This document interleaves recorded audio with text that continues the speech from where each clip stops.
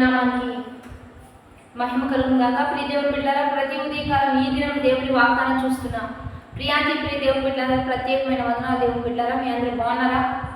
ప్రతిదినం వాగ్దానం చూస్తూ దైవికంగా బలపడుతూ ఆత్మీయంగా వృద్ధిలోకి నడిపించబడుతూ ఉన్నారా దేవుని బిడ్డలారా? ఈ దినము దేవాది దేవుడు మనతో ఏ వాగ్దానం ఇచ్చి మనల్ని ఇంకా బలపరచబోతున్నాడు. ఉదయకాలం నీ దైవ వాక్య ఏ రీతిగా మనల్ని లేవనెత్తుతుందో చూద్దాం. పరిశుద్ధ లేఖన గ్రంథం నుంచి యోహాను శుభవార్త 14వ అధ్యాయం 2వ వచనం నుంచి చదువుకుందాం. నా తండ్రి ఇంట అనేక నివాసములు కలవు, లేని ఎడల మీతో చెప్పుదును.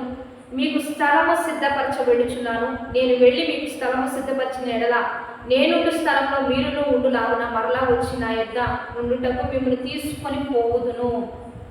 మరలా వచ్చి నా యొద్ద మీరు ఉండుటకు వచ్చి మిమ్మల్ని తీసుకొని పోదునని ప్రభువైన యేసుక్రీస్తే ఈ మాట సెలవిస్తూ ఉన్నాడు. దేవుని బిడ్డలారా, నా తండ్రి ఇంట అనేక నివాసములు కలవు, నేను వెళ్ళి మీ కొరకు నివాస స్థలములను సిద్ధపరుస్తానని దేవుడే వాగ్దానం చేస్తున్నాడు.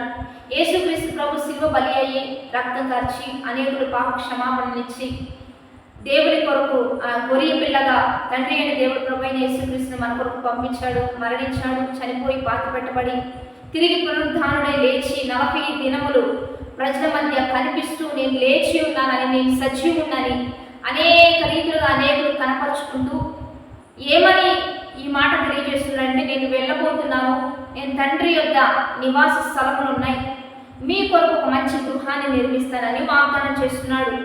ఈరోజు దేవుని బిడ్డలారా, ఆత్మ సంబంధంగా మనం ఈ భూమి మీద బ్రతుకుతూ ఉన్నప్పుడు శారీరక మరణం తప్పదు. మనందరం చనిపోవలసిందే, ఏదో ఒక రోజు చనిపోతాం. చనిపోయిన మనం ఎక్కడికి వెళ్తున్నామో ఆలోచించుకుందాం.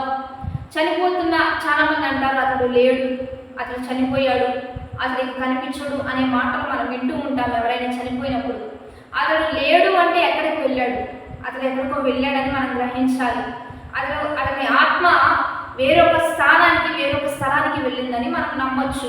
అందుకనే మరి బైబిల్ లేఖనాలు సెలవిస్తూ ఉంది, మంచి చేస్తే పరలోకమని, పాపం చేస్తే నిత్య నరకాగ్ని అని బైబిల్ సెలవిస్తూ ఉండగా, ఎవరైతే దేవుని మాట వింటూ దేవునికి లోబడుతూ ఆత్మీయంగా బలపడుతూ ప్రతిదినము దైవ చిత్తానుసారంగా నడుచుకుంటూ నీతి యథార్థతలు అనుసరించి నడుస్తారో వారందరూ ఇక్కడ కన్ను మూసిన వెంటనే పరలోకంలో కన్ను తెరవబడతాం. దేవుని బిడ్డారా, ఒకవేళ దేవుని మాట వినకుండా నచ్చినట్లుగా నడుస్తూ దోచినట్లుగా జీవిస్తూ అనేకులను కష్టపెడుతూ ఇబ్బంది పెడుతూ అసూయ, స్వార్థం, ద్వేషం, కలహం, ఈ మత్సరులు, ఇవన్నీ సాతాను లక్షణాలు కలిగి మనం జీవిస్తున్నట్లయితే ఇక్కడ కన్ను మూసిన మనం నిత్య నరకాగ్నిలో కన్ను తెరవాల్సిన పరిస్థితులు మనకు ఉంటాయి.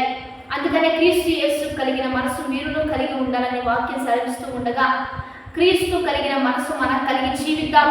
ఈ లోకంలో శ్రమ కలుగక మానదు, నేను జయించి ఉన్నాను కనుక మీరు కూడా జయించాలని దేవాది దేవుడు మనకు తెలియజేస్తూ ఉన్నాడు. కనుక ప్రతి శ్రమ జయించుకుంటూ ముందుకు వెళ్దాం.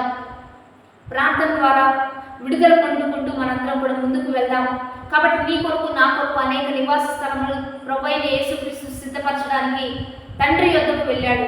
నీకొక నివాసం, నాకొక నివాసం అక్కడ సిద్ధపరచబడుతూ ఉంటుంది. కనుక మంచి చేద్దాం, మేలు చేద్దాం. మరణించిన తదుపరి ఆ నివాస స్థలంలో మనం నివసించడానికై మన ఆత్మ విషయమై జాగ్రత్త తీసుకుందాం.